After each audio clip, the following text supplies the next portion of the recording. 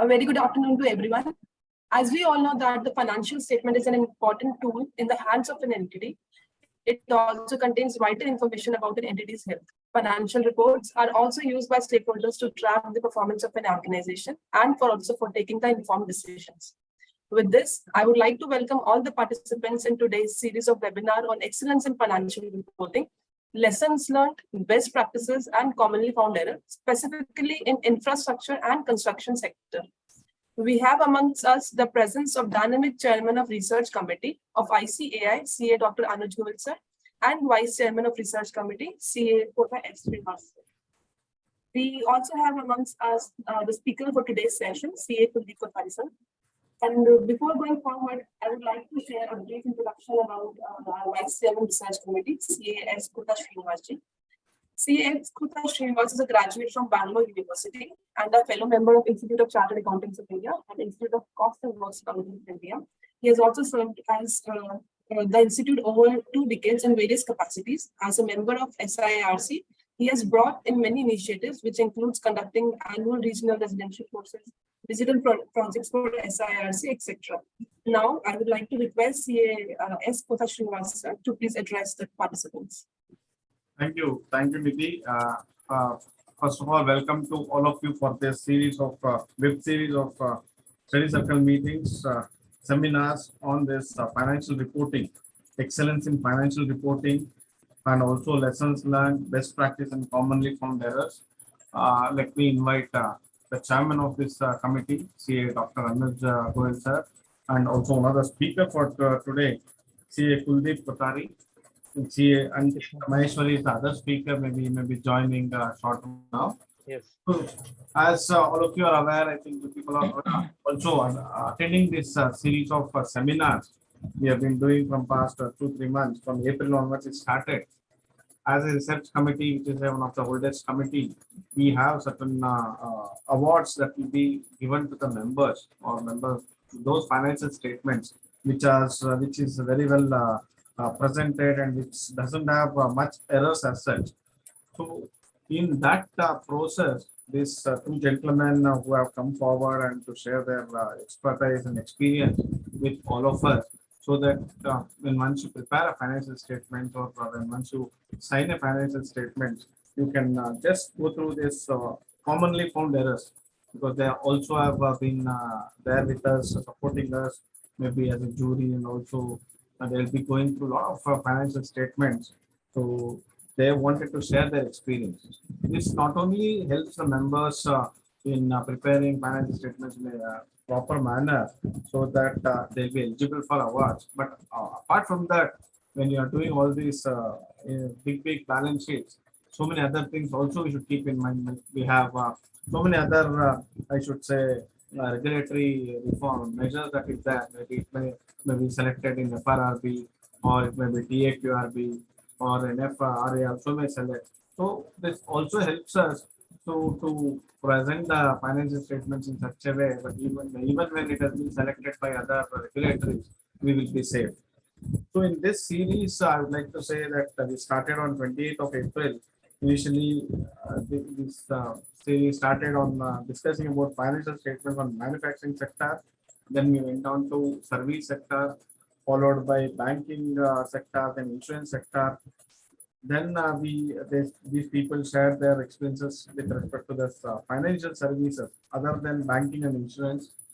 And last series in this last meeting in this series was on July 7th, where they spoke about NPO and municipal body. Today on 21st July, they have come again on a request. So now today they'll be discussing about the financial statement with respect to infrastructure and construction sector. So these are all very important sectors. And in this series, the last meeting will be on 4th of August, where they'll be dealing with the public sector enterprises. So this is one of the initiatives of our research committee.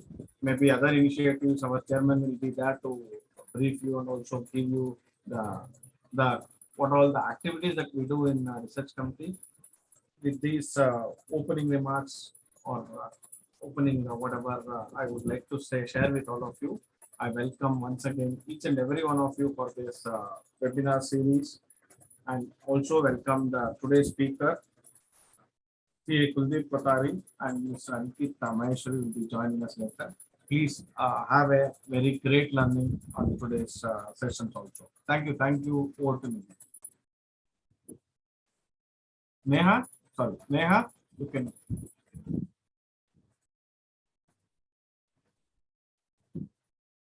Hello. From Kuldeep, you are on mute. She has joined back. Yeah. Over, back to you. Yes. Thank you so much, sir, for your guidance. And I would like to mention that Research Committee ICI is blessed to work under the able chairmanship of CA Dr. Anuj Goyal, sir. And before inviting sir for his address, I would like to give a brief introduction about sir.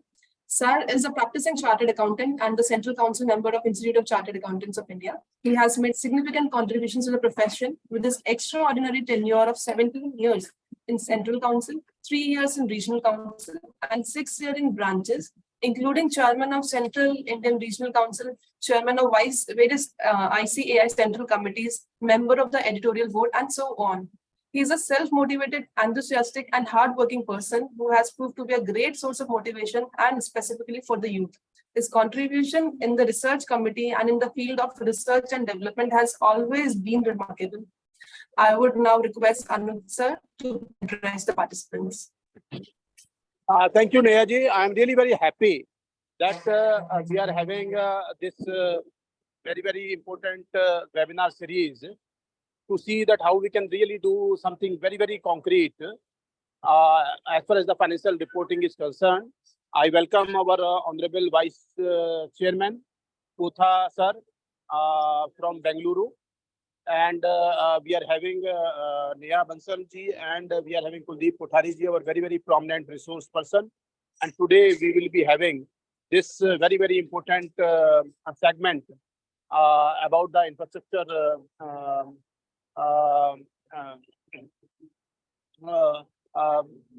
sector. And friends, let me tell you, the way the infrastructure sector is growing by leaps and bounds, I think the chartered accountants are supposed to be very, very cautious as an auditor also, and when they are in employment also while finalizing the financial statements. And ICI Award for Excellence in Financial Reporting, we are very well aware that since 1958, this ICI Award for Excellence in Financial Reporting, and we are trying our level best to see that how we can give the best of the platform to each and every segment, each and every sector, and practically each and every industry from each and every sector to participate in the in this competition of ICI Excellence in Financial Reporting.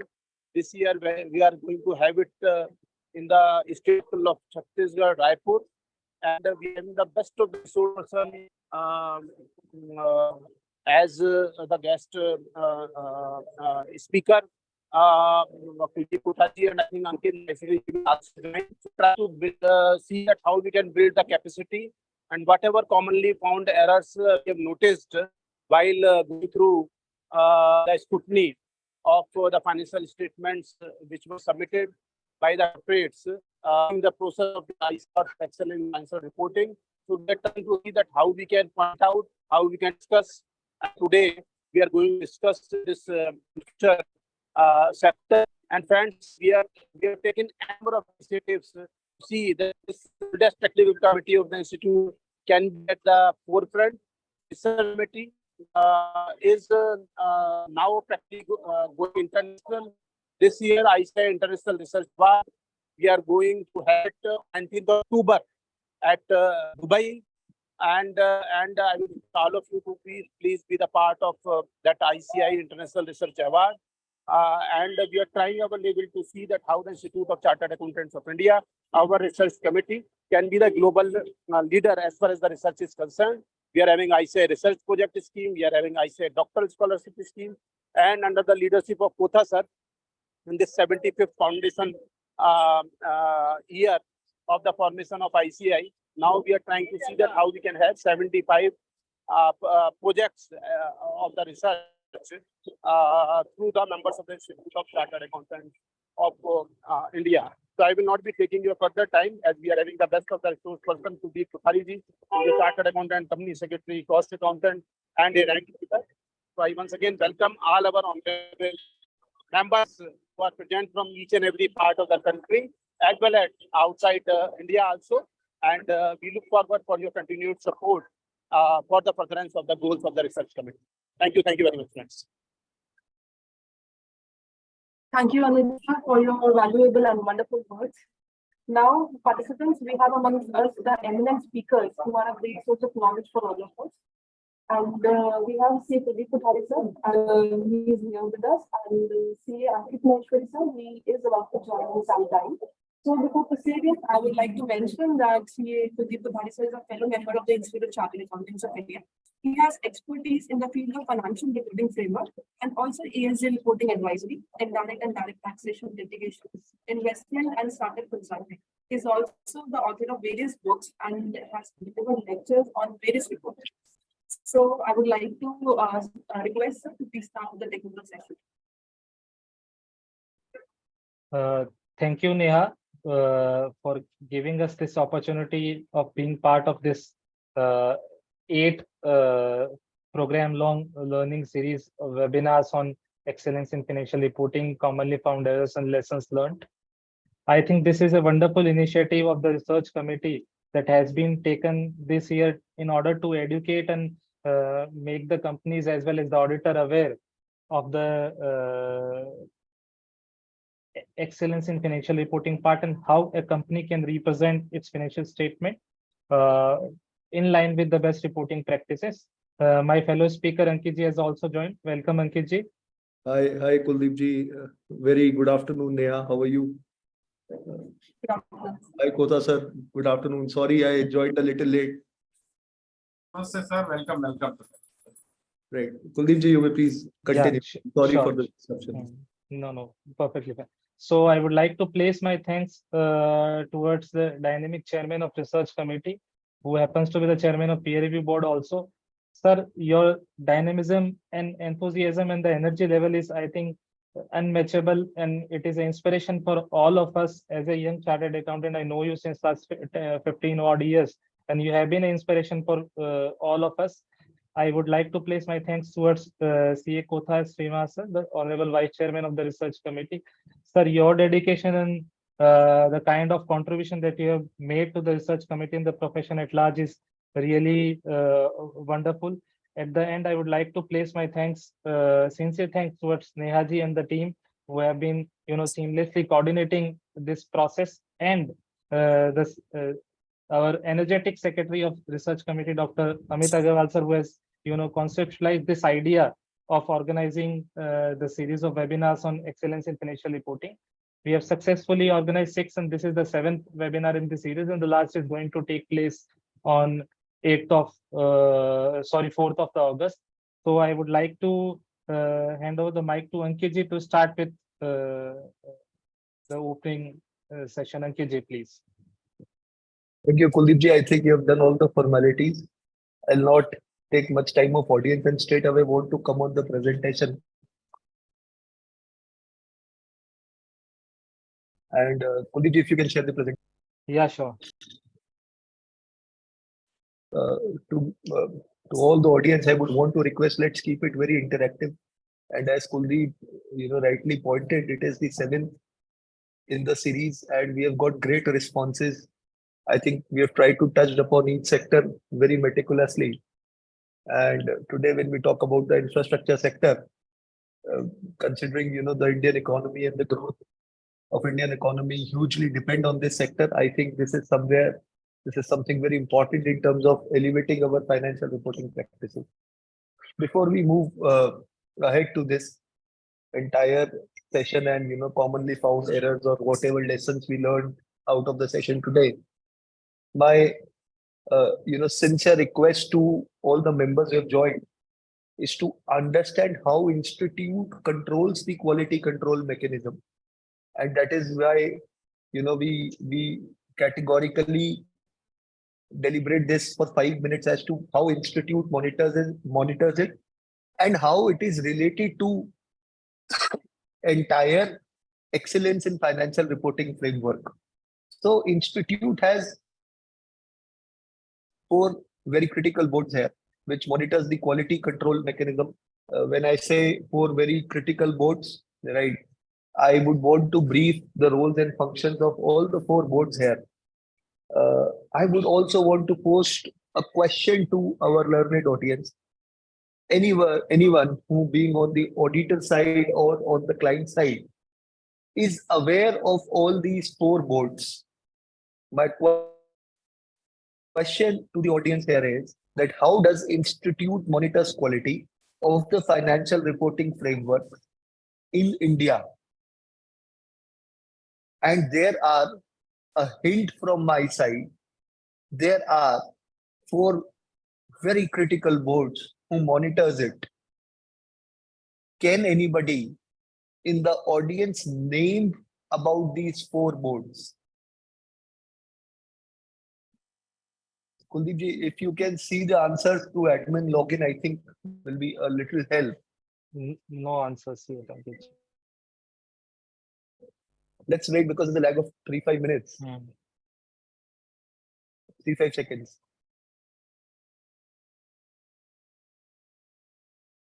I again repeat the question.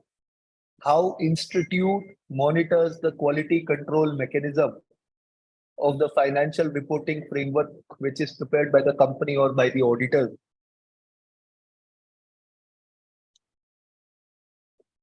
Any answers? No answers here, Ankit. Okay, let's okay. We have 3-4 answers. One is from Nakul, that is QRB PRB. Second one is from Rahul Jain, QRB PRB FRRB and TQRB. And third is from BL Pihani Kumar, FRRB PRB and QRB. I think they are. I think almost all the answers are proximate answers. So 4 boards which monitors the quality control mechanism of the institute is 1, the quality review board. The quality review board in January 2019 lost its, sanctity for the institute, but for NAFRA or from, the Ministry of Corporate Affairs point of view, quality review board still remains to be there. And it is the board which essentially monitors the quality of the audit reports and the financial statements which a company is preparing or an auditor is preparing. All the discrepancies, so all the auditors here sitting in this session, the discrepancies of quality review board are taken into account and are, given to you in a suggestive way. When these recommendations reach to you earlier before 2019 or rather 18-17, there was no disciplinary action linked to it.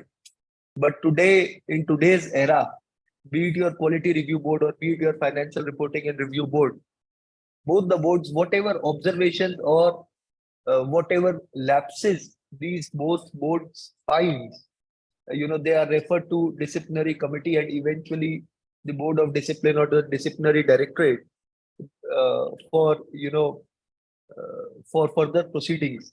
So make sure that whenever a quality review board or a FRRB is happening to you or your clients, make sure that there are no lapses which come on the face of the report. So quality review board, then we have the financial reporting and review board. The financial reporting and review board was constituted in 2002 July in 226th council meeting of the institute. And this board, as the name suggests, clearly monitors the financial reporting practices of the company. So what happens is that, they take a data of 10, 15, 20 listed companies primarily, or companies in which the interest of public at large is vested. They check very minute things while, evaluating the financial report of the companies. Could be small things, like little things, how the policy of the valuation of inventory was written, and some commonly found errors which we can pick from FRRB. Rather, our entire session, whatever lessons learned, we will tell you comes from two places. One, the recommendations of FRRB, and two, the experience as I and Kuldeep ji, while working together, uh, found into the financial reporting practices of these companies. So small things, for example, today companies complying with Ind AS still write cash flow statement. However, it is written as statement of cash flow. Auditors uploading their report, writing SD signed digitally. However, these things have been outdated. Or cash flow, there are certain incomes, say dividend income, interest incomes, which are supposed to be part of investing and financing activities respectively, are still shown in operating activities. To all the learned audience, I would also want to place my trust on one very important thing, is that, while we evaluate financial statements, please make sure that the statement of cash flow is also a part of the financial statement. And sometimes as auditors or as companies, we take this too lightly. So FRRB reviews the entire framework and put these recommendations. As previously told, all these recommendations eventually goes to now the disciplinary directorate. FRRB on their website also have listed what they did about the last 108, 109 companies they evaluated. What were the Ind AS on which they found maximum deviations? In this session, we will deliberate that. What are, in all these 109, 10 cases, what eventually happened? Did they go to the disciplinary directorate? Or in this case, only a recommendation was issued? Everything is very specific coming out on the website of FRRB. And you will be surprised to know, Kuldeep ji and my learned audience, Kuldeep ji knows it very well. To my learned audience, more than 60% of the cases are referred to disciplinary directorate. The third board is the peer review board, and as Kuldeep ji said in the beginning of the session, the chairman, Dr. Anuj Goel, who is the chairman of research committee, is also the chairman of peer review board. And I feel for all the practitioners, this is a golden time, opportune time, when institute has come so much heavily, or I'm saying have placed so much of thrust on getting the practicing units peer reviewed. Institute took a mandate to gradually make all its members peer reviewed, and institute has been really successful and commendable. The number of peer reviews we have undergone in last 3-4 months is immense. I don't know the exact data, but looking at the interaction with the members, all the practicing units have taken this mandate strongly. I'll go through the background of this. So in 2010, SEBI first time came up with this concept. We always had a concept of peer review. However, it was never mandatory. It was in year 2010 when SEBI came up and talked about the practicing units getting themselves peer reviewed, and all the companies were listed companies listed with stock exchanges. SEBI wanted their auditors to be peer reviewed. Institute in February 2022 took this mandate of gradually getting their practicing units peer reviewed, and in this we had 3 milestones to achieve. One, a firm which has more than 5 or more partners, when do they get themselves peer reviewed? The earlier date was 31st March 2013, which is now extended to 31st July 2013. The second is in the next phase we have four partner firm, which is 31st March 2014, and by 31st March 2025, all firms having more than 3 partners are mandatorily required to be peer reviewed, irrespective whether they are auditing for a listed entity or not auditing for a listed entity. To all the members who have attended from various corporates or corporate reporting teams, a major lapse has been done in previous years while appointing their auditors, where the auditors were not peer reviewed, and still, following the Companies Act compliances, these companies appointed these auditors. So make sure that before you engage such kind of an assurance service, the chartered accountant firm needs to be peer reviewed. Rather, Kuldeep ji, in case of we were talking about Adani and Hindenburg, right? So the auditors of Adani were not peer reviewed for a substantial time, And that is why I'm saying that it is a very sensitive thing from both sides, the auditor side as well as the corporates. The last is the Tax Audit and Quality Review Board, and where you have been, presenting financial reports or audit reports in compliance to SEBI, in compliance to RBI, in compliance to CBDT, CBIC, or whatever. In all these 3-4 cases, or required by any statute, in all these cases, you are, if any further inquiry needs to be done, then CBIC, CBDT writes to the Tax Audit and Quality Review Board to get our quality reviewed as chartered accountants for the task. So these 4 are the pillars of the institute. Institute is building their capacity in a very massive way. All the 4 boards have their empanelments open since last 2-3 months, and members in industry can apply for FRRB empanelments and gain more exposure in looking at the corporate reporting practices of other entities. So this was just a brief, and now I would want to further take this forward. And now we are discussing on the common pitfalls, right, or the pitfalls in financial reporting and disclosure. When we talk about financial reporting and disclosures, we have categorized this session into 3 parts. 1, the pitfalls in financial reporting practices of an entity.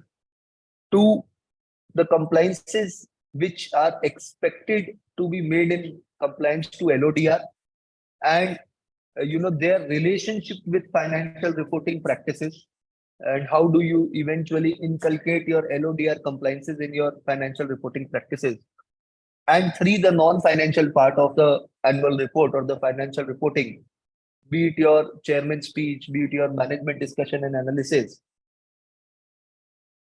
be it your corporate governance report, or be it your, the forward-looking reports like integrated reports, which in today's era the companies are preparing, or the sustainability reports. On all the fronts, we have tried to cover. So the session is primarily divided into 3 parts, and Kuldeep ji, correct me if I am, missing out something on it.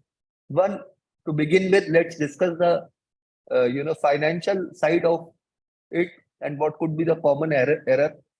2nd, what could be a commonly found error in complying to a LODR guideline, and eventually, how do we correlate to the financial reporting practices? And most importantly, the non-financial part, Kuldeep ji, a lot of people miss this entirely. I'll brief you with something, and Neha is also here. So when research committee invites application for excellence in financial reporting awards, lot of companies only give their financial statements. A financial statement is just a part of your corporate annual report. You are expected to prepare a consolidated reports, including, in today's era, including the private limited companies also who are into infrastructure sectors. They also have an advantage to prepare a comprehensive report. When you prepare that comprehensive report, it's not only from the institute's financial reporting award point of view, but it is a way or how strongly you intend to communicate with your other stakeholders also.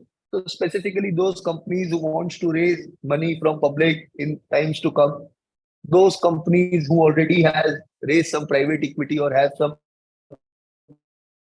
investors aligned to their company. All these companies in today's era should not only come out with profit and loss account, balance sheet, and a statement of cash flow, but also the non-financial part.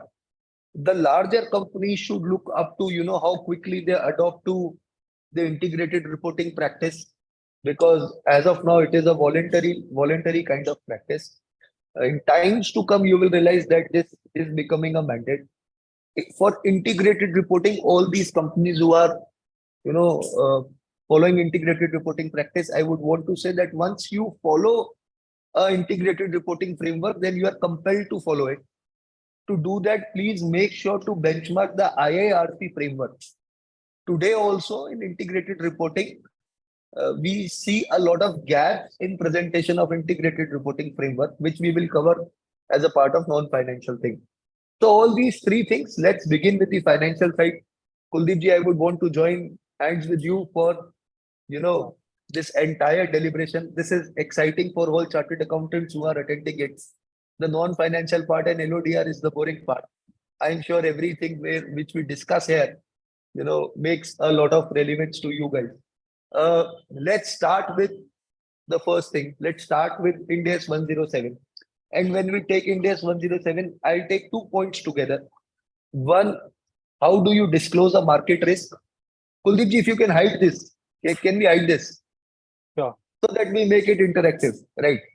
My question to the learned audience is, how do you disclose a market risk as a part of your accounting policy or significant accounting estimates or notes to accounts as in compliance with Ind AS 107? Because 7 out of 10 companies are not complying to even the largest ones are not complying to the appropriate disclosure of market risk. So from the audience, if we have some answers that how do you disclose your market risk, would be a great idea. No answers yet. I think we should wait for 5 odd seconds. Right, sure.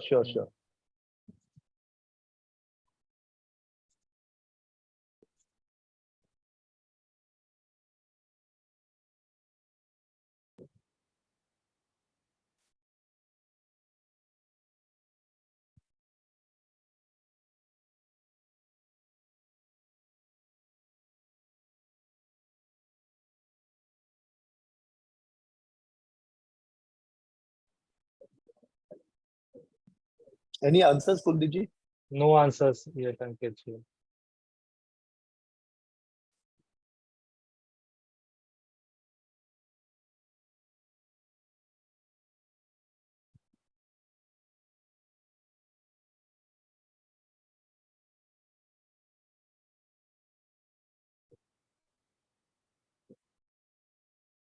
How many participants are there in the session? And I would want to know how many come from the corporate side.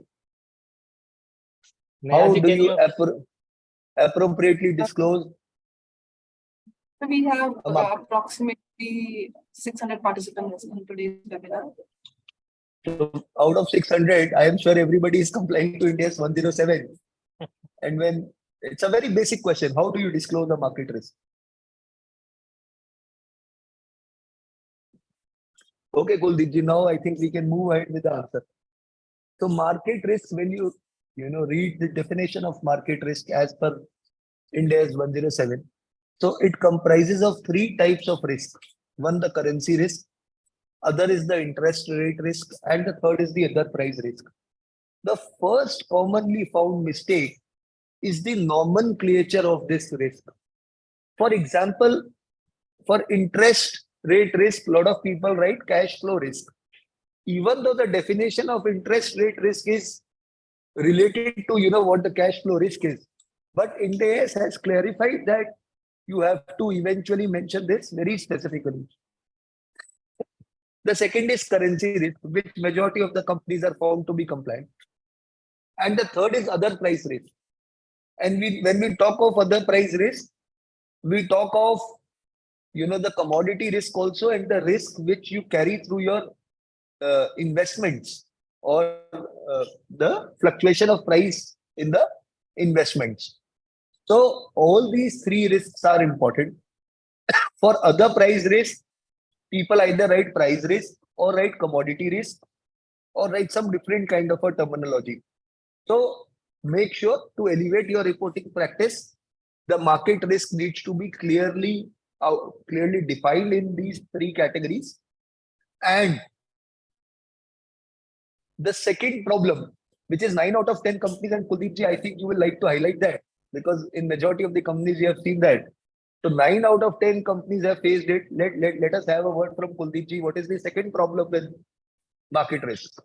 Are you talking about sensitivity analysis, Ankit ji? Absolutely. So, as Ankit ji has rightly mentioned, there are 2 type of errors which the companies are making, or the non-compliance which is there as per Ind AS 107. One is using of correct nomenclature, that is other price risk, and the price risk they are using it in interchangeably. Ankit ji, I would like to add one more thing also that is about commodity price risk. And what we have seen is that in many companies, they either they are not identifying the commodity price risk, and if they are identifying the commodity price risk, they are committing the second part of commonly found non-compliance that we are going to highlight, that is related to sensitivity analysis. So as per para 40 of Ind AS 107, it requires you to make a sensitivity analysis and disclose all the parameters of the sensitivity analysis, the variable reasonable risk factors on the in the notes to accounts to your books of accounts for all type of market risk, be it a commodity risk, be it a currency price risk, and be it a interest rate risk. So what we have seen, Ankit, when we are going through the annual reports of many of the companies, Right. and as a reviewer and as a practical exposure, that the companies fail to disclose the sensitivity analysis. In some cases, we have seen that they are writing it in the notes to accounts and policies. Yes, there are changes on based on various factors, and the certain investments are important. For example, in one company, what we have seen is that they have written it that their investment in their subsidiaries, which are primarily a non-listed companies, are of major importance. But after giving the disclosure, they failed to provide the sensitivity analysis. And the question was that how do we present a sensitivity analysis for a equity instrument which is not listed? And our answer was to that particular query that for a unlisted equity instrument which you are holding in your books of accounts as a subsidiary or as an investment, you can make the sensitivity analysis based on the past trends of results of that company, like changes in the sales over the year, changes in EBITDA, or other various factors related to the business environment the company is operating into. The second question or the second problem what we have seen, Ankit, if you remember, in a company's case, that they asked us that how do we disclose the commodity price risk, because we have identified that these are certain, say if you are manufacturing cement, there are few ingredients or the few raw material which are of significant importance, and any movement in the price of those raw materials or those goods will impact the profitability of the company, but they were not disclosing the sensitivity analysis. So if you want to disclose the commodity price risk sensitivity analysis, it is very easy. You need to take a variance rate of 5 or 10%, and you need to disclose that a 5% upward change in a raw materials price will impact your bottom line and top line in what manner, and a 5% downward change in any raw material or any goods that you have identified as a important commodity for your product will impact your bottom line and top line. So can we move on to the next commonly found pitfall, Ankit? Sure. So You may continue, please. So it is related to again Ind AS 107. So I would like to ask a question to the participants, if they are actively into this session, that how do you disclose or how do you account for financial instruments, that is financial assets, in your books of accounts, whether you do it on amortized cost basis, whether you do it through fair value through profit and loss accounts, or you do it through fair value through OCI, and what are the criteria which we apply when we segregate the classification based on which we are doing classification of our financial assets?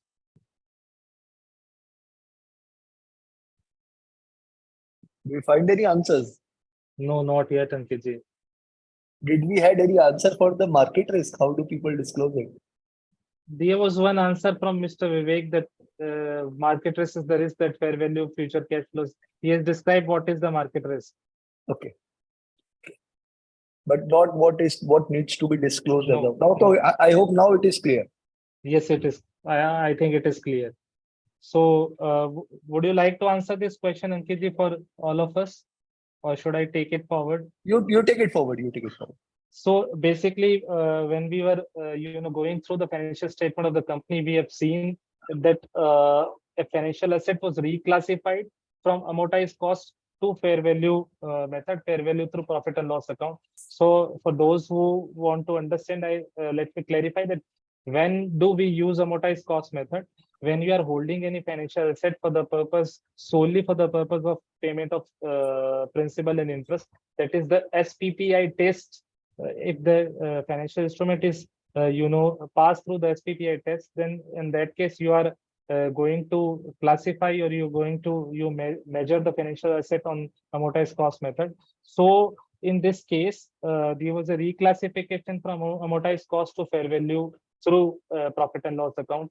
Subsequently, Ankit, there was a change in business model, and due to which the financial assets were valued now at fair value through other comprehensive income. So in general, when we talk about reclassification, in general, the Ind AS doesn't permits you to reclassify, because you can classify two separate assets bought on different date or separate date on different basis. Say if you are holding a bond, you can classify it that you are holding it for the purpose of principal and interest, that is held till maturity. On the other side, if you buy any other bond, you can classify the same that you are holding it for the purpose of resale.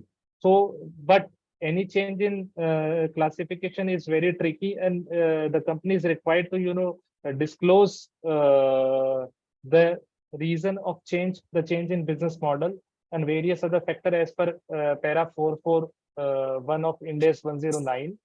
So here what the commonly found error or the lacuna that we have seen is that para 12B of Ind AS 107 requires you to disclose what is the current classification criteria and what was there in the previous reporting period. Vis-a-vis, if there is any change in classification or any reclassification has been done. So as per para 441 of Ind AS 109 requires you to disclose such reclassification, the date of reclassification, and the changes that it has on the entity's financial statement, and the amount reclassified into each category of the financial assets. So basically, this was a disclosure related issue, Ankit, that we have seen in the financial statement of the particular company. Correct. I think Correct, sensitivity analysis we have already cleared. Would you like to take Right. this next comment? So the next point pertains to intangible assets under development, and which are shown in property, plant and equipment and notes to financial statements. Kuldeep, if we can detail this out. Yeah, sure. So basically, when you see Schedule 3, which is the governing schedule for preparation of financial statement, it requires you to disclose the intangible assets under development on the face of the balance sheet. Whereas what we have seen in not one case, in many cases, Ankit, that the companies were showing intangible assets under development along with the property, plant and equipment schedule, and which was a commonly found non-compliance of Schedule 3. Because in 2021, the government has MCAs amended the Schedule 3, and due to which there were certain modified disclosure related requirement, be it presentation of CWIP schedule, be it presentation of why you are not holding, what is the reason of not holding the assets in the name of the company, or reconciliation of the stock and book debt statement submitted to the banks along with the one which you have given in your results. So Kuldeep ji, I would just sorry Yeah, sure. sorry to interrupt. Let Yeah, us sure. talk about the compliance of Ind AS 38 with it also. Hmm. And let us talk about, how do we disclose our intangible assets as a part, right? One, in the compliance of Schedule 3, but what does Ind AS 38 wants? So one is you have to classify your intangibles into finite and infinite, assets. Also, you have to see whether the asset is a self-acquired asset or acquired asset, or asset is an asset which comes out of your in-house development. So all these classifications are also very important. More importantly, the important thing is, how do you present their lives, and how do you amortize it? Lot of companies fail to disclose the remaining life of these assets. So there are 2, 3 pitfalls. One, you don't classify it into, whether this asset is an acquired asset or whether this asset is a in-house asset. Two, you don't classify whether it is a finite or an infinite asset. And three, the remaining useful life of these assets also needs to be disclosed as a part of your policy. Finally, the impairment of these assets, which is to be linked also needs to come out. Certain companies say we do quarterly impairments. I have read a lot of, accounting policies of these companies. They talk about their quarterly impairment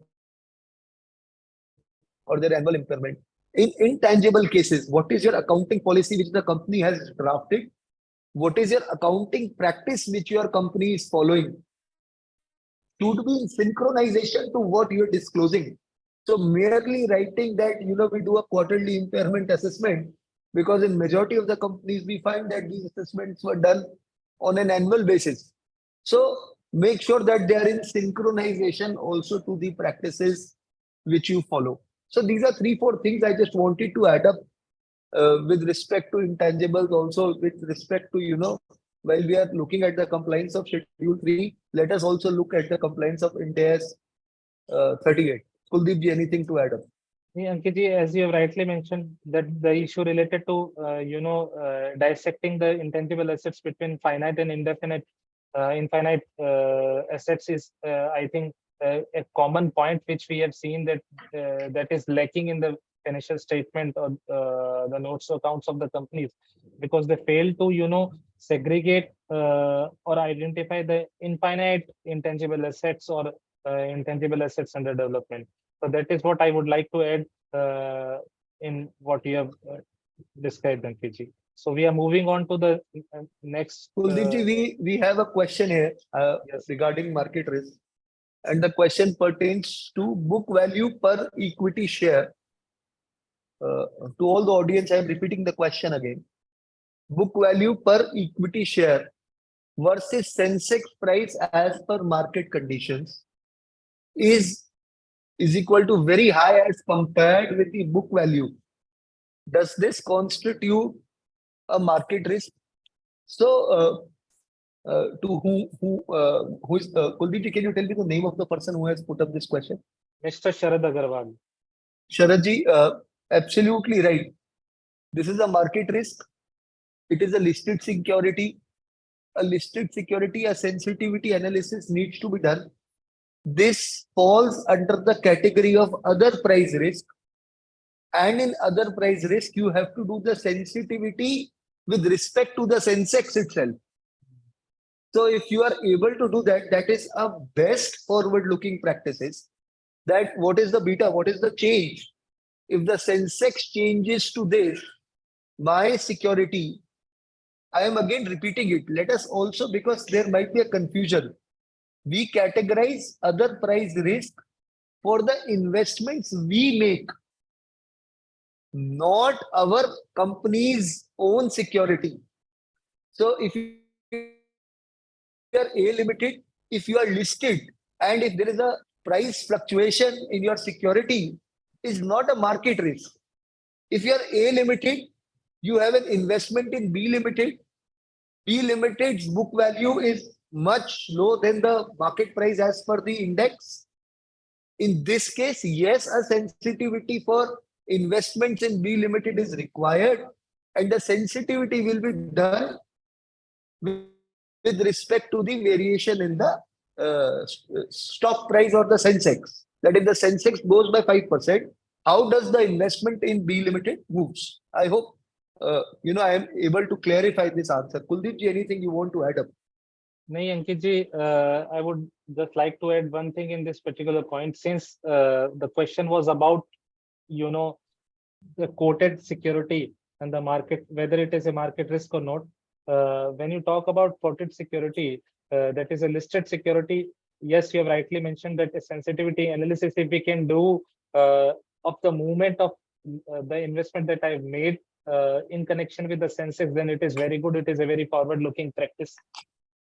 In other case, they are very, there are few stocks, many stocks which are high beta stocks, which moves a lot, be it along with the market or not in sync with the market, based on the high beta stocks. So the sensitivity analysis for different sort of securities that are listed has to be in a different manner. If it is a high beta stock, like I will not take name, but like any other stock, if it is high beta stock and it fluctuates a lot over a period of time, then the manner of sensitivity analysis has to be different, because the risk, the market price risk, the other price risk will be higher in comparison to the other stocks which are not that liquid or which are not that high moving or high PE stocks. So that is it. I think you have we have covered the query to the I hope satisfaction.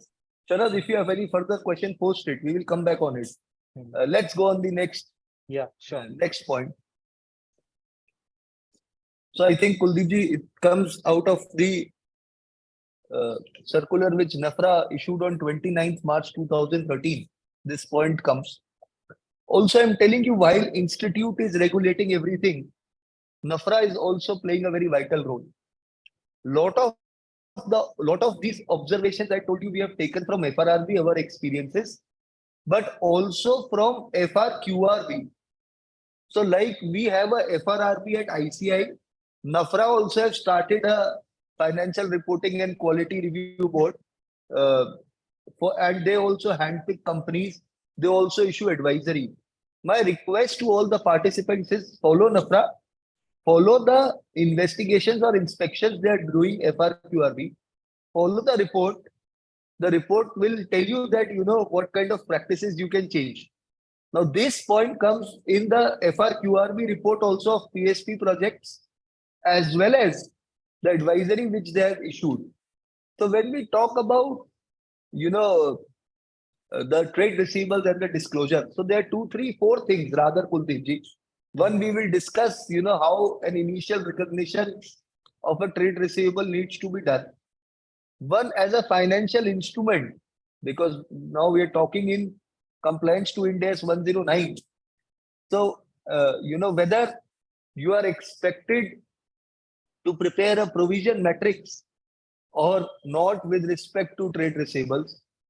Also, a lot of companies use simplified approach, which makes them believe that they are not expected to do the credit risk assessment. So I want to touch 3, 4 points. Kuldeepji, let us together touch this. Yeah, sure. It's a critical non-compliance. I'll start with initial recognition. Kuldeepji.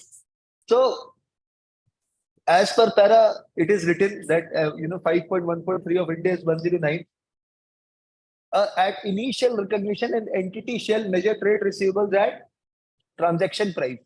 And a lot of companies still, the medium companies, the larger companies now know about this advisory, right? We're still writing that they are measuring this at fair value.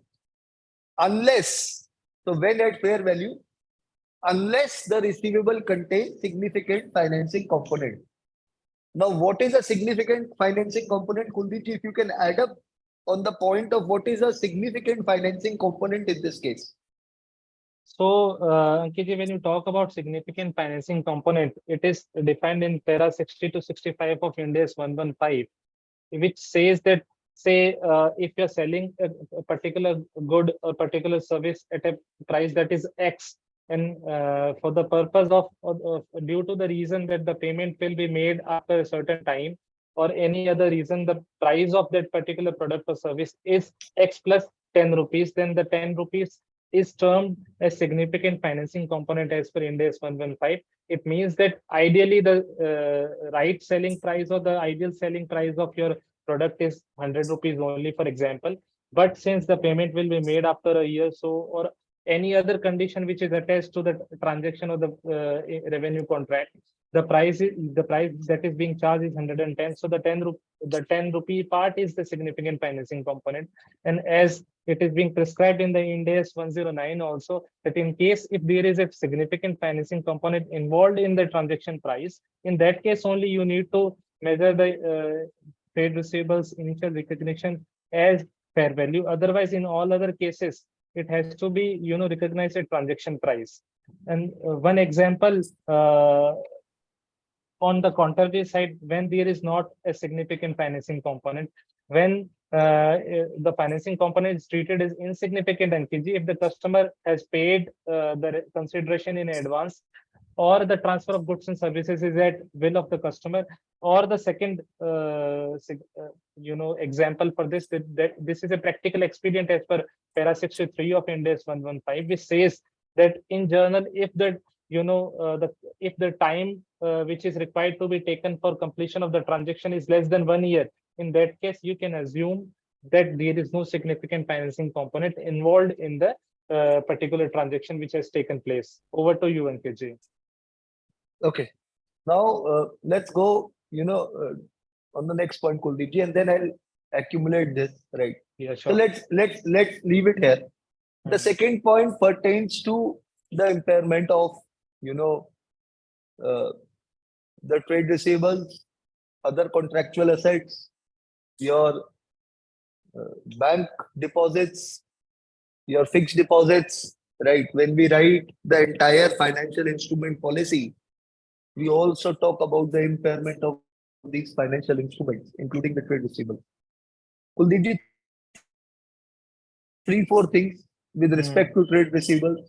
I don't find many companies disclosing their provision metrics as a part to notes to accounts. However, Ind AS 109 clearly prescribes to provide for a provision matrix. Now, the logic which the companies give. So if I have to reiterate, I don't have an accounting policy in my hand, but I'll tell you how it sounds. So it says, since the company use simplified approach, thus the company does not do their credit risk assessment, and thus no impairment allowance is required to be provided. So at the time of initial recognition, they mentioned that since they were using simplified approach. Now, Ind AS never exempts you. Ind AS can help you to use your simplified approach method. But the problem here is that if there is a change in the credit risk, then you are expected to finally use the either you say we did a credit assessment and there was no change, and that is why we used the simplified approach, and that is why the entire lifetime method has been applied on. But if there is a change, then there has to be a 12-month method which needs to be provided for. The other thing is the disclosure of the metrics, provision metrics. And when you look at the PST project report, they have very clearly highlighted how does a provision matrix will look like. The next question to my audience: do we need to have an impairment policy for the deposits as a part of financial instrument, which we have kept in bank? Are we expected to have any impairment allowance or policy which are kept in bank, the bank accounts? Kuldeep, I hope my question is clear.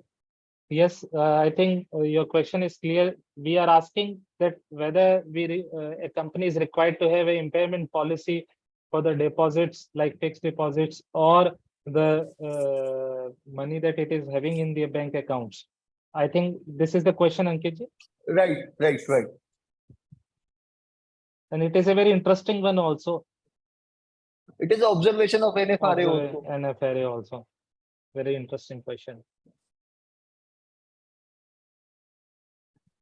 There are two answers. Vikram has answered that yes, and the other answer is from Mr. Damodar, may be kept with non-scheduled bank. So, Mr. Damodar, I think Vikram has rightly answered. Mr. Damodar, this is what NAFRA's advisory is. So this company. One answer please, is a negative also. Mr. Basant Mehta from Gurgaon has answered no. Okay. Over to you. So I am reiterating And that is an observation of NFRA, which I am reiterating. Anything which you classify as financial instrument, be it a debt instrument, be it a equity instrument, be it a contractual asset, whatever, right, would have an impairment policy aligned to it, including bank accounts, including fixed deposits, including those accounts which are even kept at the state bank consortium banks or even the public sector banks. Now, how do you give an impairment allowance is based on the change in the credit ratings of this bank. So NAFRA categorically advised Damodar Sir that irrespective the account is with SBI, that is what the reply of PSP projects was. That irrespective it is a SBI deposit, are we still required? Yes, we are required. That is what NAFRA came out with. So our thrust should be on the policies which our companies are preparing.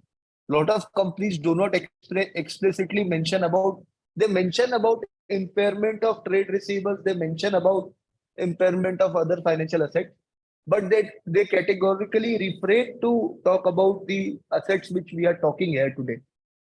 So make sure if you want to elevate it, it is not only about elevating a practice, it is about capturing a non-compliance. And the problem in today's era, Kuldeep ji, is that once these QRBs and NAFRA comes up and issue these advisories, so earlier the threat was only posed to the auditors of the company and the management or the employees who were preparing these accounts were reasonably exempted. Hamesha ye aata tha, auditor has not seen it. Today, with NOCLAR coming, I hope our audience is aware about NOCLAR, non-compliance of other laws and regulation. Today, with NOCLAR coming up, even the employees of the company who are chartered accountants are, can be taken up to disciplinary proceedings for such kind of an irregularity. So all those who are coming from corporates, all those who are professional accountants who are into surveys, I am reiterating this. This has become a sensitivity issue.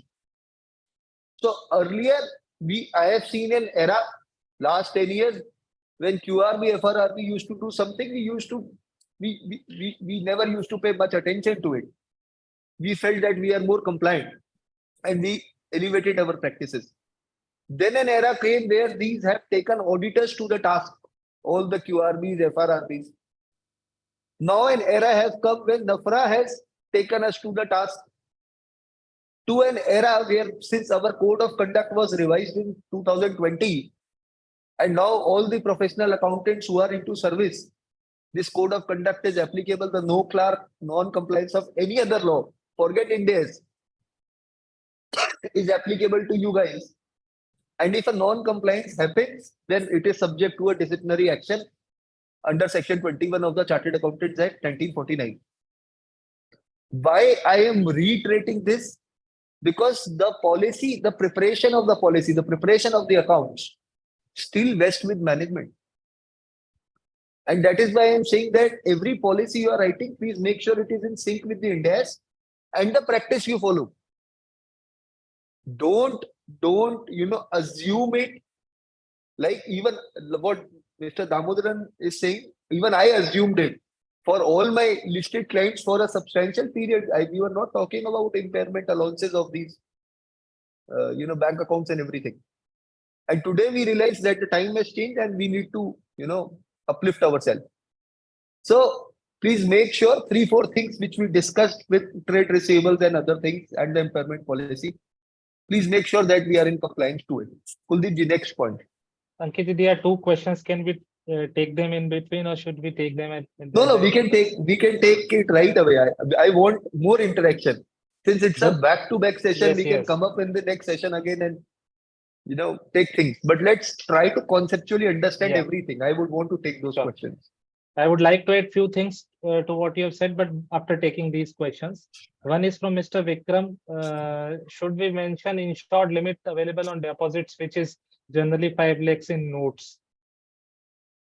I did not got the question. So Sorry. his question is basically that in India, generally the fixed deposits are, insured up to 5 lakh rupees as per RBI's norms, insurance norms. So do we need to mention the same in notes to accounts? I think, in my opinion, we shouldn't. We were not required to mention. What is your take on this, Ankit ji?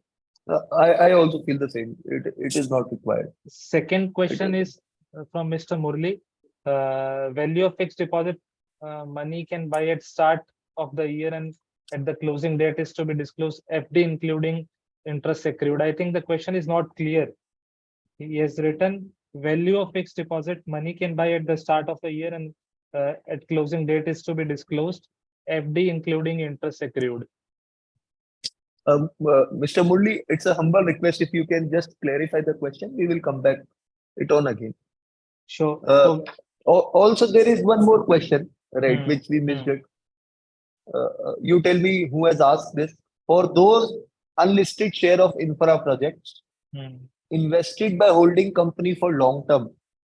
Since we were talking about impairments, I thought let's take this also. Right. Since growth comes later part of the life of the infra asset, correctly said, will it be logical to impair the earlier period where there will be higher losses and to reevaluate whether the project is going good? Auditors insisting on this regularly. Very interesting question. So I'll repeat the question. The question is, we have invested, and please correct me if the question is, I have not interpreted it in the right way. The question is for any unlisted share projects which we are holding. So any equity instrument. So it is like an equity instrument which this company is holding for a long term, and they are holding it for a long term. We expect that the growth will come in the later part of the life of the asset. So the life needs to be defined when an impairment allowance needs to be calculated, right? Either we use a method of lifetime approach, or we use a method of 12-month approach. Will it be logical at the earlier periods, right, to impair? So one, as a part of your impairment policy, from where this question comes, Kuldeep ji? Very, very nice question. Mr. R.G. Ramachandran from Chennai. Mr. Ramachandran, I humbly want to, place my opinion on it. And it's a very, what law says and what my opinion is. So there has to be an impairment policy in the company. That policy should talk about the measurement practices, the recognition practices, and the impairment practices of any financial asset which you are holding. Now, if as a part of your policy, it is very difficult to, subclassify each equity instrument. So maybe, you can have a consolidated policy of an unlisted instrument. Now, whatever you decide as per policy, but you have only two options. Once you have to evaluate once a year, and that is why the auditor is insisting that you evaluate. When you evaluate and when you today arrive to the carrying price of this entire investment, and by any chance if this carrying price is coming lower than the book value of the share or the purchase price which you have paid of the share, you have to provide for that impairment. So you just can't say ki I expect a return in 4th year or 5th year. That is what my understanding is. It is from yearly practice where we have to discover this. If there is any further doubt on it, Mr. Ramachandran, I am happy to, deliberate on it. But that is a primary view which comes. Kuldeep ji, anything else you want to add up? No, I agree, and I buy your point, Ankit ji, that when you talk about impairment of financial instruments or financial assets, there has to be, two approaches which are to be followed. One is like lifetime ECL approach, and second is a 12-month approach. Even if you use a simplified method that we have discussed earlier, in that case also at the end of each reporting period, you need to assess or track the credit changes which are there in the financial asset. So in all cases, first of all, you need to, impair the financial assets as per your impairment policy, which is there. Second is at the end of each reporting period, the impairment provision has to be made. And I think auditors are right in pressing for such particular impairment ECL provision on Correct, those correct. unlisted So shares. expected credit loss or expected loss Hmm. coming out of this needs to be, Hmm. I tried to explain in the layman's language so that everyone understands. Hmm. But I hope, if anything further comes up, we will take up. Next Yeah, point, sure. Kuldeep ji. Before we move on to the next point, Ankit, I would like to add one thing about that provision matrix. That is the common mistake or the common non-compliance lacuna that we have seen in the financial statement of the companies. That if they are using, simplified approach, or if they are writing that the ECL provision has been made on the basis of provision matrix, but they are not disclosing the same. So at one instance, Ankit, if you remember, we got a answer from the company side that we have different sort of business geographies, and the risk associated with the debtors or the assets that are situated in different geographies are different, and hence we are not in a position to prepare a provision matrix. To which our answer was that when you see Ind AS 109, it is clearly mentioned that in all cases you need to present the provision matrix, be it any situation. If you are having different geographics in your business, different segments in which the risk or the rewards are different for each segment or each geography, in that case you need to prepare the separate risk assessment calculation of the provision matrix differently for various financial assets pertaining to various different segments. So the next point is related to disclosure of related party, Pankaj.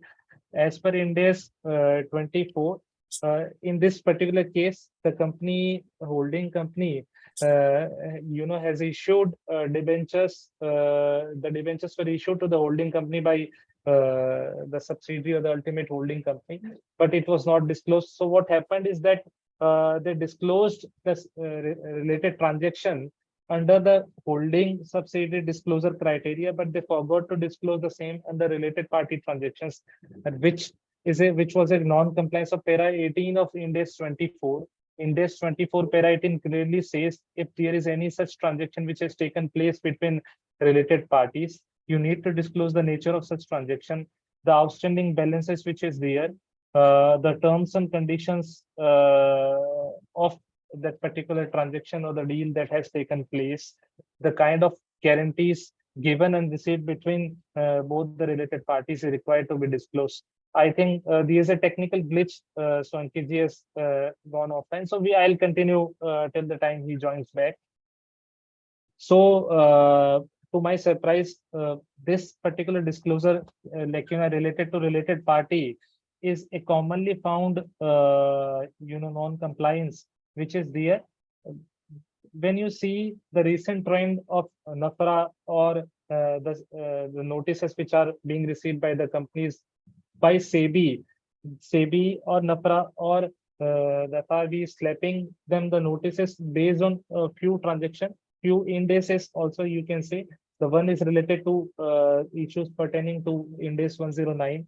The other is issues pertaining to 115, which NAFRA is clarified in its advisory dated 29th of March 2023. And I think the companies are following the right practices in the present financial year. And the next or the third or the main issue which we have seen in many companies' financial statement is the disclosure of related party transaction. It is in the depth of the corporate governance practice which a company follows, and the more you are transparent towards disclosing your related party transactions, the more you are transparent in complying with the related party disclosure or the corporate governance practices, the more it will bring, or it will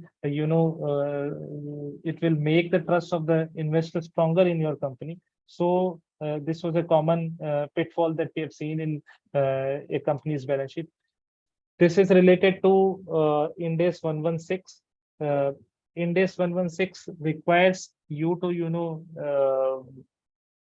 give you the quantitative and the qualitative detail, both related to the leases that you have entered into.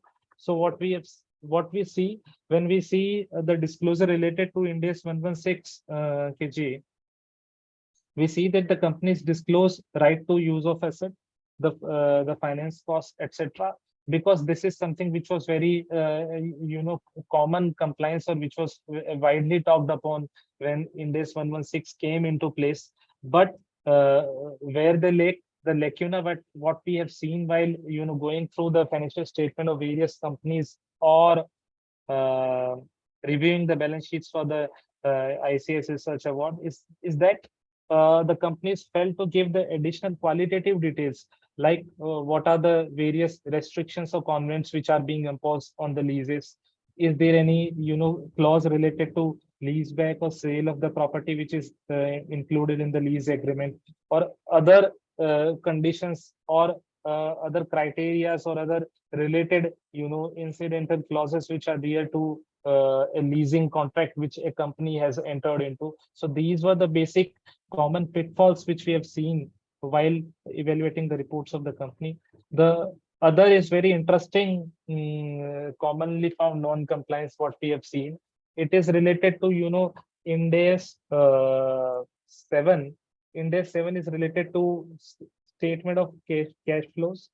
As we discussed in the beginning also, that when you talk about statement of cash flows, you see two type of common errors. Even the largest of the companies are making these sort of error. First error is related to using the correct terminology.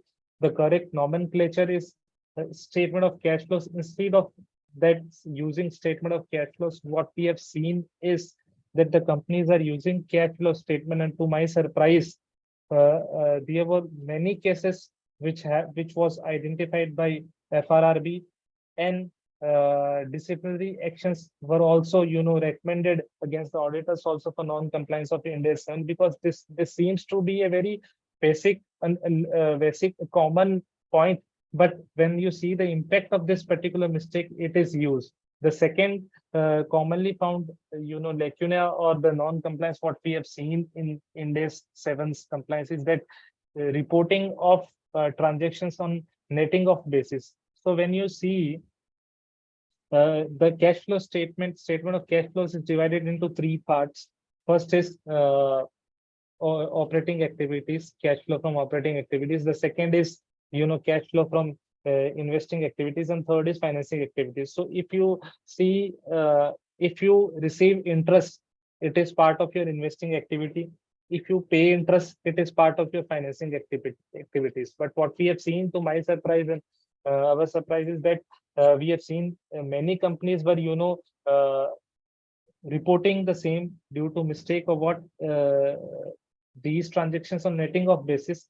But when you see the paragraph 22 of Ind AS 7, it clearly says that there are certain transactions which are which can be reported on netting of basis. One such example is that short-term borrowings. Again, Nehaji, it is a very common problem that we have seen, that there is a difference between short-term borrowings and current borrowings. It is being specified in Ind AS 22 also, in which Ind AS 7 says that if there is any borrowing which is for a period of less than or not less than or equal to 3 months, then it is classified under short-term borrowings. And in that case, you can report the same, the repayment or fresh receipts on netting of basis. In all other cases, you need to report the same on differentiating basis. So the proceeds or the borrowings that you have freshly acquired and infused into your company, on the repayments are to be shown separately. So these were the 2 points, two basically commonly found non-compliance which we have seen while evaluating the reports of the company. The next point which is not mentioned here is related to 108. So my question here is to all the audience is that do you think that reportable segment or a segment identified segment and reportable segment are two different things. And can a auditor press or insist a company to report the revenue or the assets or the segment reported related information? So I will rephrase the questions for the participants that as per Ind AS 108, which is here for the segment reporting, do we require to compulsorily identify various segments? Question number one. Second is what is a CODM? CODM is a function or a person. The question number third is what is termed as a reportable segment? Whether any segment which is identified becomes automatically a reportable segment or vice versa. Nehaji, please let me know if there is any answer to this question. Awesome.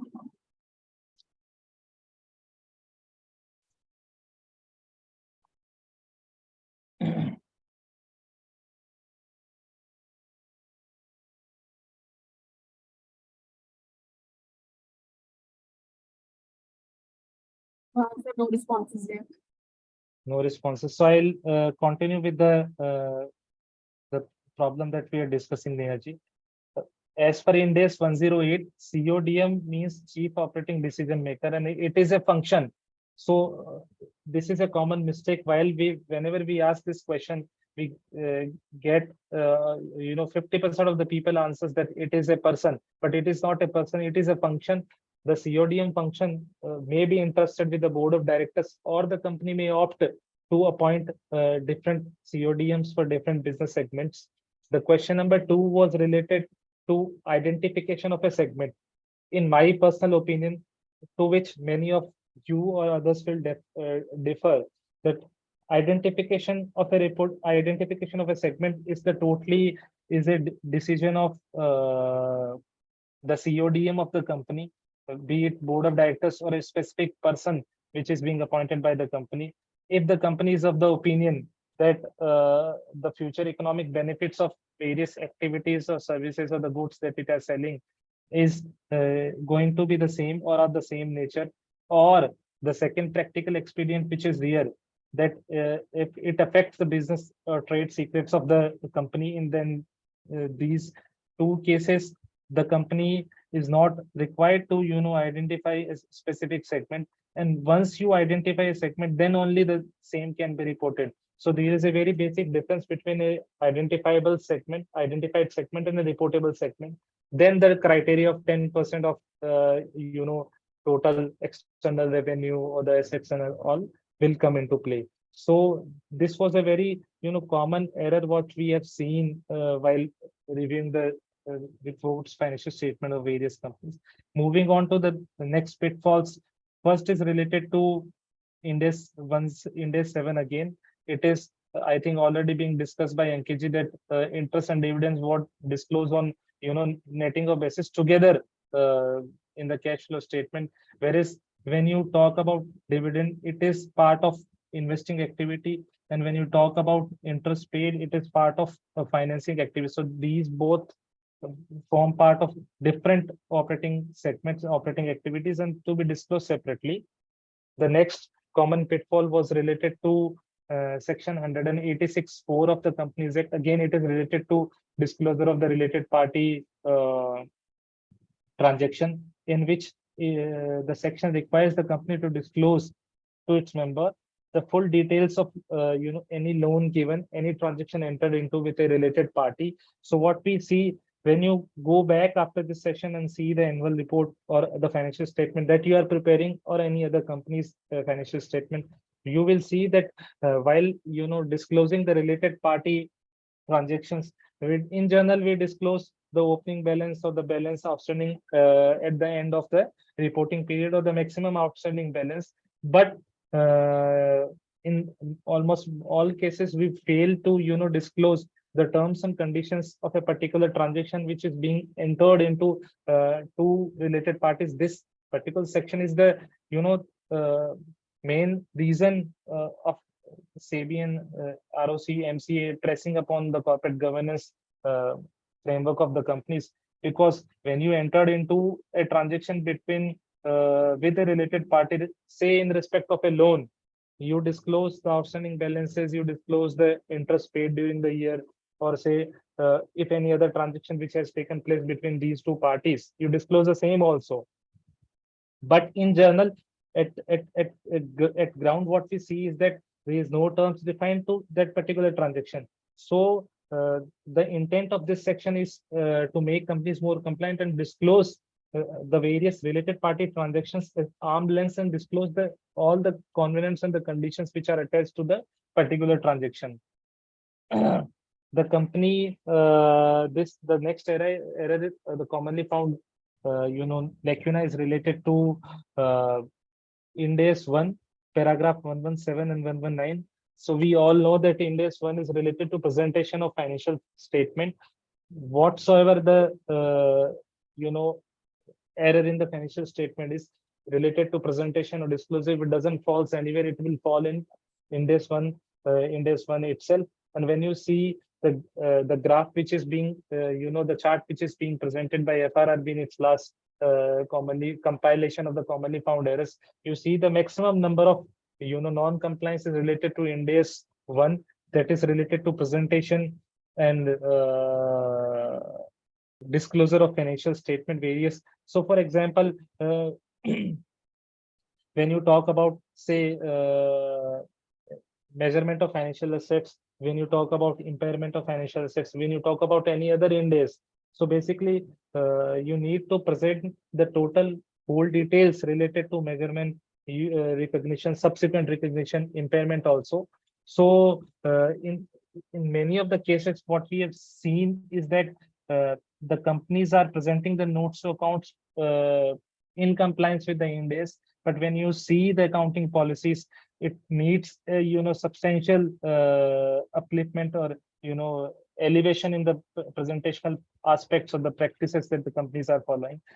If you all are aware that the system is moving from significant accounting policy to the material accounting policy, because when you see, you take out any of the annual report, you will see that there are some standard disclosures which are there, like related to the financial risk management, like related to the accounting policies related to financial instruments, level 1, level 2, like related to the sensitivity analysis which is there.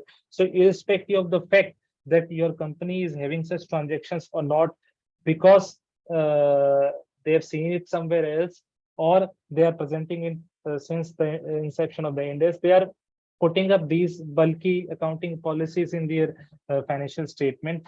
But when you move or when you shift your focus to material accounting policies, you will see that you need to observe whether a particular accounting transaction or the policy is relevant to your company or not, whether the disclosure which you are making is material enough to impact your company. So when you go back after this webinar and you see, review the financial statement which is being prepared by you, audited by you, I must say, or any of the listed company, you see that you will see a significant scope of improvement in the way that the accounting policies are being presented by these companies, because in some times they present accounting policy, but the actual practice that they are following is not in line with the accounting policy.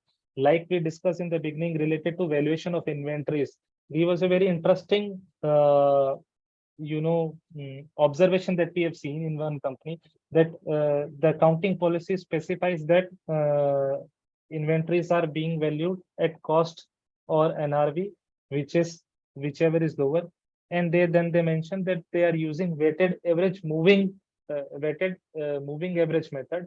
So when we discussed with the financial reporting team of that company, they said that it must be the weighted average method, but we don't know why moving word has been written, and does it have any significance to the actual transaction that has taken place, or how the transaction is being recorded in the books of accounts. And at the latter part, we have found that it was a weighted average method only, but since they were, trying to elevate the presentation of the accounting policies, they've seen it somewhere. It was written that weighted average moving method, and they've copied it, irrespective of the fact it was not, applicable on the particular company. There is one question from Vignesh. Similar to loans in case of a holding company provides corporate guarantee to foreign subsidiaries. What is the accounting treatment and disclosure in both holding and subsidiary companies? Vignesh ji will take up the accounting treatment part in the end of the session, but when you talk about disclosure, the disclosure will remain same. You need to disclose it in the holding subsidiary part also, as well as, since it is a foreign subsidiary, it is a related party also. So as per the para 18 of Ind AS 24 and as per Companies Act, you need to disclose the same along with the relevant terms and conditions, on what basis and what conditions the corporate guarantee is given. So moving on to the next part.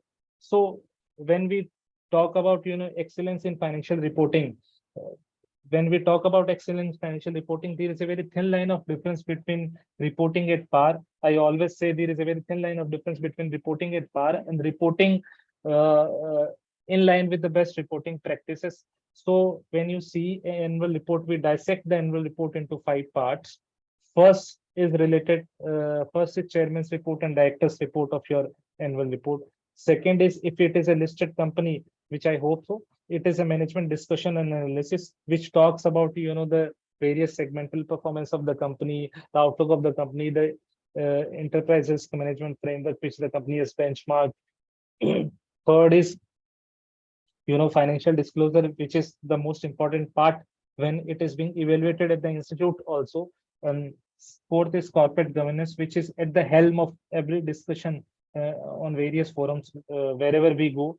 Fifth is the other information, which includes the value-added statement or the BRSRs or the sustainability ones. So when you see the chairman's, what are the common errors which we see in presentation of an annual report, while evaluating I think 1,000-odd reports in past 5 years in my experience, in our experience working with the institute, what we have seen is that you see a clear, miss of a clear vision and mission about or the next 5 years plans of the company in the chairman's speech. So I pose a question here to the audience, whether in the chairman's speech or the director's chairman's speech, whether a chairman's speech should include a 5-year plan, how the company is going to foray into the future, what is the growth aspects, or what are the initiative that the company is going to take. Is it required as per any statute, or is it a voluntary compliance that the companies do? Whether a chairman's speech, I'm repeating the question, whether a chairman's speech is should include the company's 5 years plan, the vision and mission statement, and how the company is going to foray in the future about the growth aspects. Whether it is compulsory as per any statute. We'll wait for few seconds for the answers to come.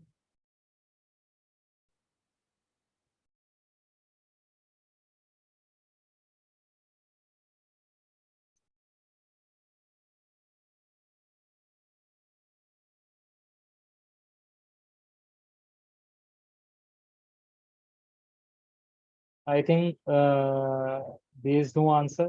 So as per No answer. no answer, Neha-ji. Ankit ji has also joined back. Welcome. Sorry, Ankit there ji. was some technical Yes, glitch. There was some light issues. So Ankit ji, we were at the common pitfalls in the annual report that we have seen. So I was covering the first part. So we were talking about whether a chairman's speech should include the company's 5 years plans or the vision and mission statement, whether it can include the numbers in absolute terms or not. So what is your take on this, Ankit ji? So the outcome of the current year has to be included in numbers, but no such projection that 5-year the EBITDA or the PAT or the turnover has to be this. This shall not be a good practice. Only thing is that the plan has to come out in a concrete way, not the numbers, but how company itself foresees in next 5 years. So that is my take on it. There is one answer from Mr. Damodar from Navi Mumbai. 5-year plan, I think it is voluntary. So it is voluntary or compulsory, Ankit ji? It is, sorry, the 5-year plan. In the chairman's report. So as there is no specific guideline which talks about it, LODR or something like that. But as a best practice, yes, even when Neha and team evaluates the annual reports, this is the point which adds to your marks in your financial reporting practices. So would you like to take the next section, Ankit ji, MDA? Definitely. I think MDA needs to be clubbed with the integrated reporting also. Also, we are running a little short of time. So I would want to cover the IARC part, the integrated reporting part. With integrated reporting coming up, I think there is a lot of confusion between what needs to be a part of MD or not. In today's era, we see the MDAs are very incomplete after the integrated reporting framework has been adopted. The human resource policies, I'll tell you the common pitfalls. So definitely, the outlook of the industry, the global outlook, the Indian outlook, your segmental performances, you're talking about the segments of the company. Important, yes, very important. MD is a statutory report. One thing which we need to understand. Now there are 4 or 5 things which, carry a lot of weightage. One, a value adding statement, which needs to be between the MD and the chairman's report or the director's report. And a value added statement is generally found to be missing in terms of in compliance of what the guidance note of the institute has said. So your value adding statement should clearly depict your contribution to equity, your contribution to debt, your contribution to employee, most importantly, your contribution to national exchequer. And how do you disclose it is one thing. The second is the risk management policy. The first point what Kuldeep ji has written about the enterprise risk management framework. So a risk management policy is always uploaded on the company's website as a part of investors communication. Make sure whatever you write in your risk management policy or as a risk management practices or how do you categorize your risk is as per that policy. So if something needs to be elevated on the corporate reporting side of it, Kuldeep ji, it has to be the risk management policy itself. People have still not benchmarked it to the ERM 2017 framework. And how do you categorize these risks? The other is the opportunities and threats. And merely writing generic opportunities and threats will not help you. You have to write an opportunity. I think you have to first segregate both the sections. Opportunities is something else. Threats are to be distinguished with it. For all the, yes, Kuldeep ji. Do you remember that particular instance where the opportunity was actually threats and it was in a very large conglomerates? Absolutely. So that is why I'm categorically saying, so what Kuldeep ji is mentioning about is a conglomerate, one of the top listed companies, in which the opportunities were written as threats. And that is why I'm saying that it has to clearly come out. Also, your investor is willing to read this. This is one section of the report. Whether he reads the financial part, everybody is not a chartered accountant. Your investor might be a generic person. And this is a very critical report. So make sure you bifurcate your opportunities and threats. And your response is also important. Whenever you write an opportunity, what is company's response to this opportunity is also important. Whenever you write a threat, what is your response to that threat is important. Then a lot of companies are not able to bifurcate their segments properly. So while you mentioned the segment wise performance, sometimes companies fail to disclose this appropriately and disclose it in, I would say, in parlance with your financial statement segment reporting. So make sure that both are in synchronization. Also, few policies which should come out as a part of your MD and which are missing is a human resource policy. Companies fail. I don't know why companies fail to talk about, and sometimes I feel the reason of this is because of the integrated and sustainability reporting. Sometimes in sustainability, since you have talked about people, you've talked about your employee KRAs and everything. So you might feel that there is a repetition here. I am reiterating the fact that, sir, this is a statutory report. It is a prescribed format report.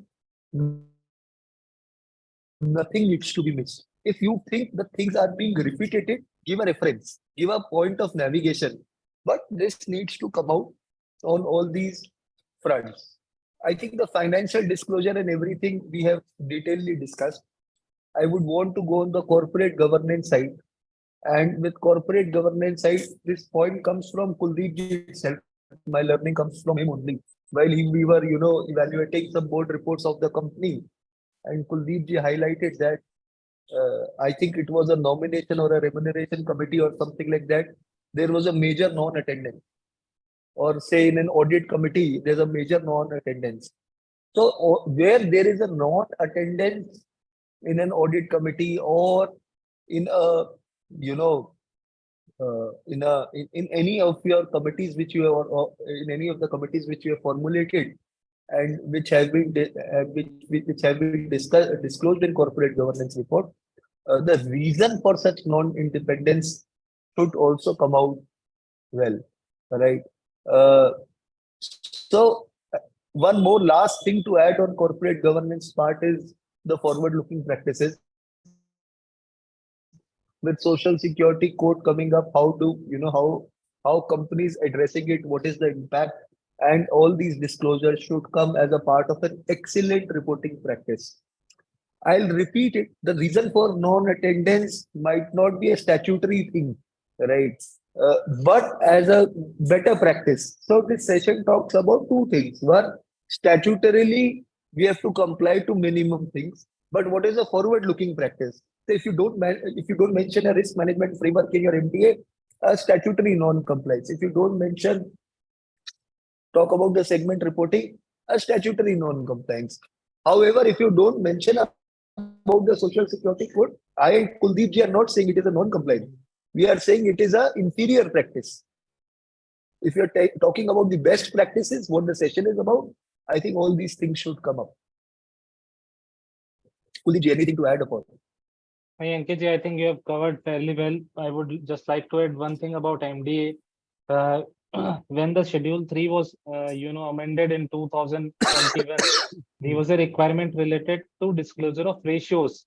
And to you and my surprise, when we saw the balance sheets of the financial statement of companies few years back, already from 2018 itself, as per MDA, there was 7 odd ratios which was required to be given, and the 25% odd variance is there. It is to be given, but the company was not disclosing the same also.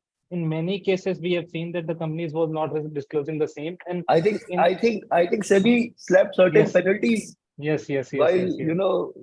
While the reasons of this increase or decrease of more than 25% was not disclosed. Exactly. And in one case that is related to non-attendance, and what we have seen, if you remember, that in one instance, the chairman of the board was not, there in majority of the meetings, and they said that it is at the will of the chairman to be there or not.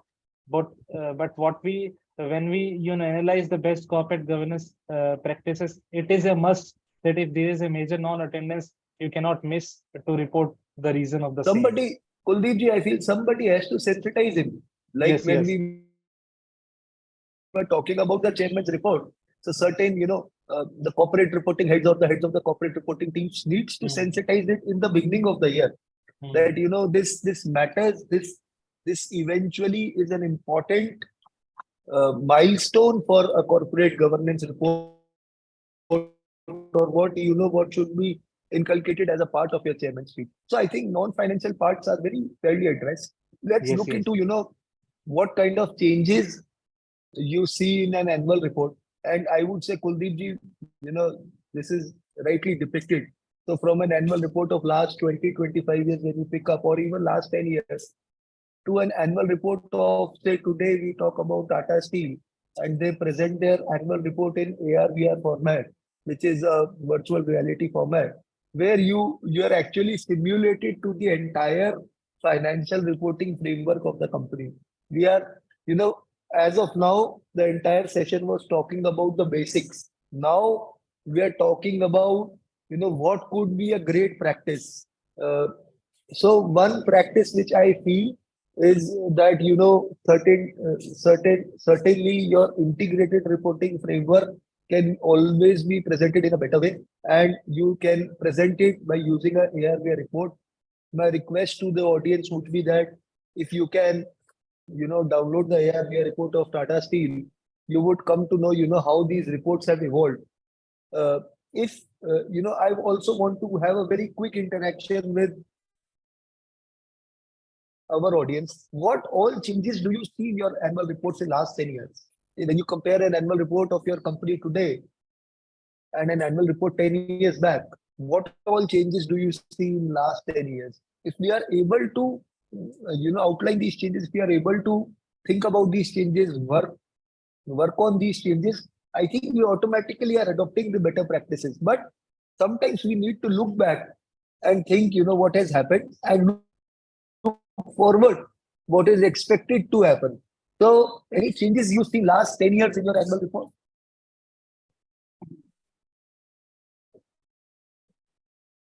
I think we should wait for 5-10 seconds because Yeah. there is an.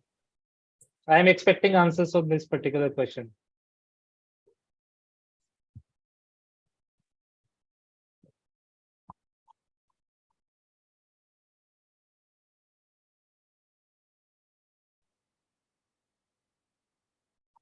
Any answers, Kuldeep ji? Not yet, Ankit ji. Okay, let's move on the next slide. By the time I think answers must have been posted. So I think when you look at it, as we were talking about digitization, we were talking about AR/VR reality, we were talking about the visual aids which you give in your annual report.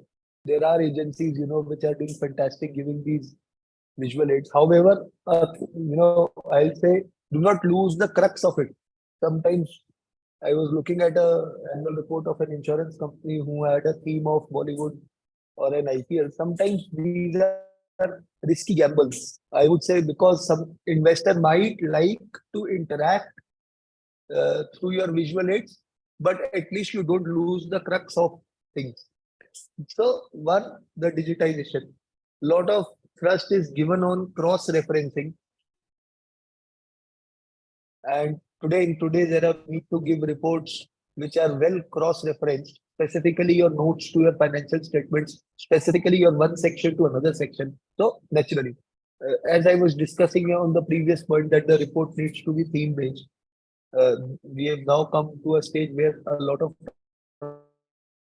transparency is required, not even statutorily required, but as a part of a good companies who are more transparent, talks to their investors regularly, disclose details in the minutest possible way, are the better companies on which investors today rely on. With sustainability coming, with integrated reporting coming, I think, yes, these two things we'll discuss in last 5 minutes of the session. But I think all these disclosures, specifically from financial side, I would say the enhanced disclosures, little things. I'll tell you, Kuldeep ji, I was going through annual reports of a lot of companies. I don't know whether you have addressed that one or not. The enhanced disclosure. As per Ind AS 24, the related party Ind AS, a KMP remuneration needs to be disclosed, correct? Yes. Right, Yes. please, sir.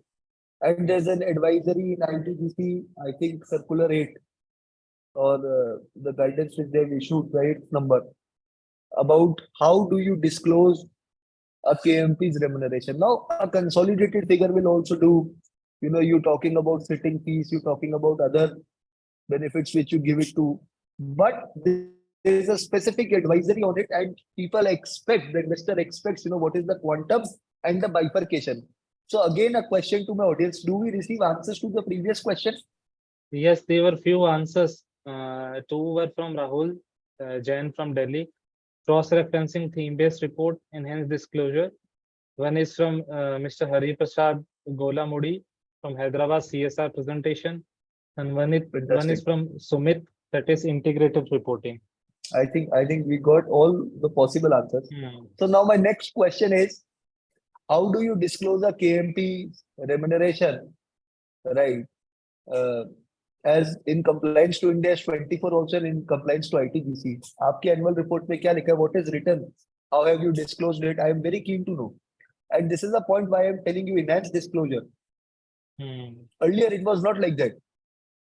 But Ind AS also brought this change.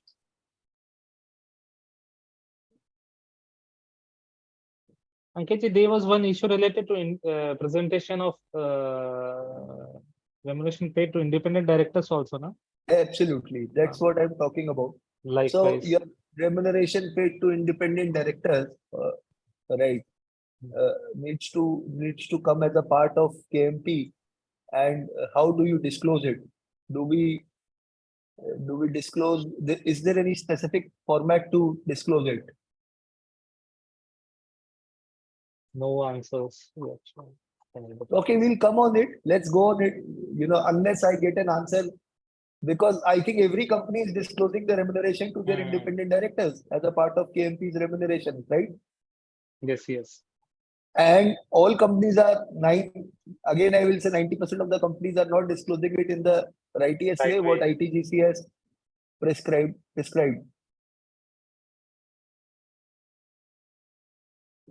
Okay, we can move on the next slide by the time answer comes, right? So naturally, we discussed about the internal mechanism. The external mechanism will take a 5 minutes of yours, how the external mechanism is looking at the financial reporting practices, and there SEBI is a very critical entity with other regulatory bodies. But I think SEBI, there is a major change with the disclosure requirements and as well as the guidelines. Kuldeep ji, if you want to add up to this, what major change we see? Ankit, when you see that recently SEBI has come up with SEBI LODR amendment, SEBI LODR regulation amendment. There were two amendments which was carried out in 2023. One was in January 23, and another was in June 23, and it was a major amendment to SEBI LODR. The main crux of that particular circular or the amendment, if you see, is that the SEBI has defined the materiality threshold. So when you talk about disclosure of material events and information, there was qualitative say data or the information or the events was there in Schedule 3 or Regulation 30 per se, which was there before the introduction of this particular amendment. Now SEBI has mandated and SEBI has given a quantitative threshold also. It is like 2% of your consolidated turnover.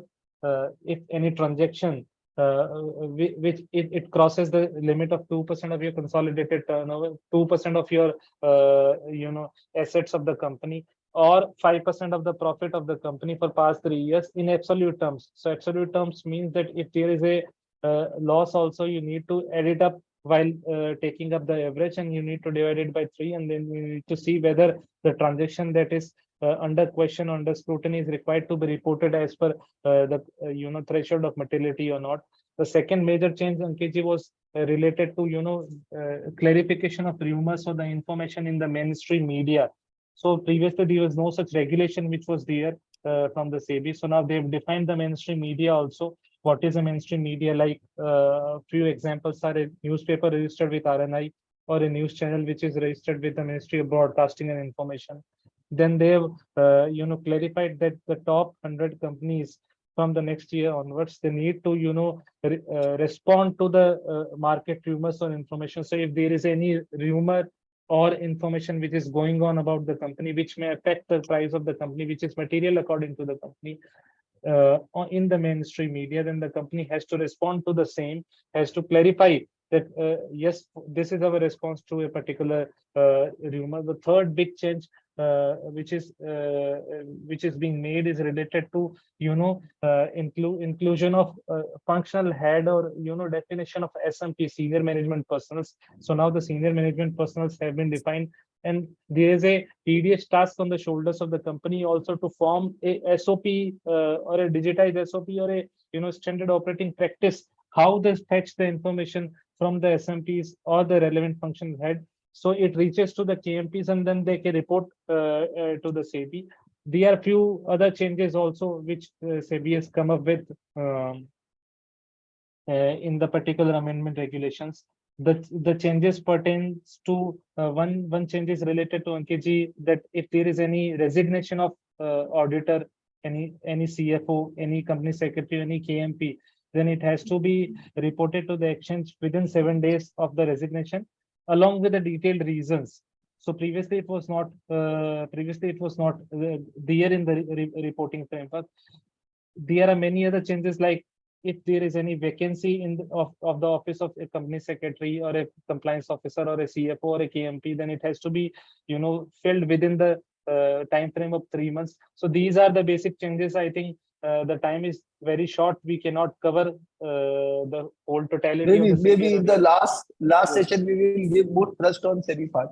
Yes. Kuldeep, before we end this, I just want to cover one last part of this, which is the integrated reporting framework.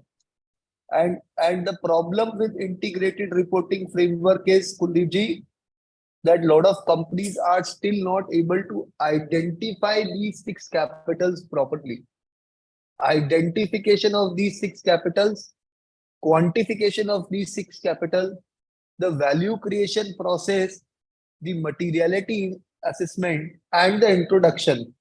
So my request to the audience, those who are preparing integrated reporting framework, because I'm not sure whether it will be applicable to all, is to identify, introduce these 6 capitals well, quantify the input of all the 6 capitals. When we say 6 capitals, it is your financial capital, it is your intellectual capital, it is your social and relationship capital, it is your human resource capital.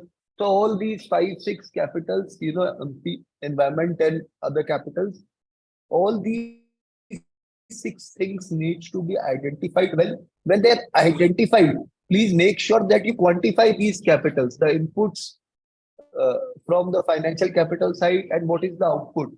So an input can be an equity which you have invested, and an output can be an EBITDA. For example, for a IP capital, an input can be the quantum of patents you applied for, and an output can be the patents you eventually got registered. And the value creation process of this company should come out very well. A lot of investors are looking at these, little things. Also, in certain ways, the materiality assessment also needs to be geared up. Certain companies are doing materiality assessment on their will. Sometimes they're doing it 3 years basis, 5 years basis. It is an annual exercise, and based on the annual exercise, this should come out very well in respect to each capital. As I previously told you, please do not confuse this with any substitute to MDA. And MDA is a statutory report, and we need to look into this separately, the MDA and the integrated reporting part. So with this, I'll at least conclude from my side. While Neha took this initiative of these sessions, we have to talk about both aspects very clearly. And the pain point of the entire research committee is that we, being chartered accountants, have given only thrust to Ind AS or the compliance of the Schedule 3 or the regulations. But now the forward-looking chartered accountant is expected to look into the visual aids of it, the integrated reporting of it, the sustainability reporting of it. With the mandate of sustainability audits, we have to move one step beyond finance. And my request to all those who have attended this will be that a forward-looking financial reporting can only be achieved if the people who are preparing these reports process auditing these reports are forward looking. So with this, I'll place my thanks to my co-speaker for, managing with the technical glitches and briefing you with such a fantastic live industrial examples. We will be happy to help you for any queries you may write it to Neha, and eventually Neha will forward these queries to us.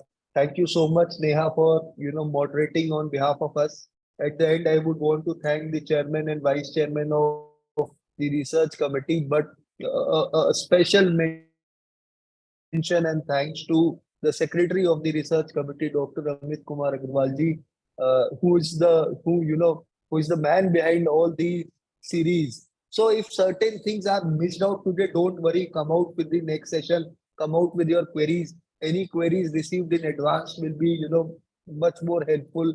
Thank you for patiently listening. Over to Kuldeep ji. Thank you, Ankit ji, for deliberating us with your words of wisdom and the knowledge that you have accumulated over the years based on your experience.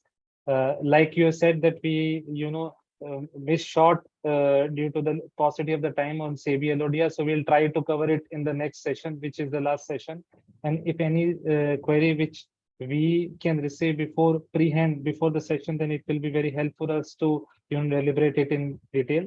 So I thank on behalf of Ankit ji and me, the research committee, the whole team, Neha ji, you, our honorable chairman, vice chairman, and secretary Dr. Amit Kumar Agarwal ji for this wonderful initiative. Thank you for providing us this opportunity to interact with this wonderful, bunch of people. Over to you, Neha ji. Thank you to both the speakers, Ankit sir and Kuldeep sir, for providing such helpful insights into how, what are the common errors that are found in annual reports and what are the best practices. Also highlighting very important topic regarding the evolution of the annual reports and the key transformations that has happened in the annual reports over a period of time. So on behalf of research committee, I would like to thank both the speakers, chairman and vice chairman of the research committee for their guidance on this. They are available with us, and also to the secretary of the research committee. And I would like to thank all the participants as well for making the session so interactive today. And I would also like to mention that we are having the last session of this series of webinar on 4th August at the same time from 2 p.m. to 4 p.m. And that would specifically cover the public sector enterprises. So I would like to thank all of the participants and the speakers. Yeah, last thing, right? I want our learned audience to stay connected.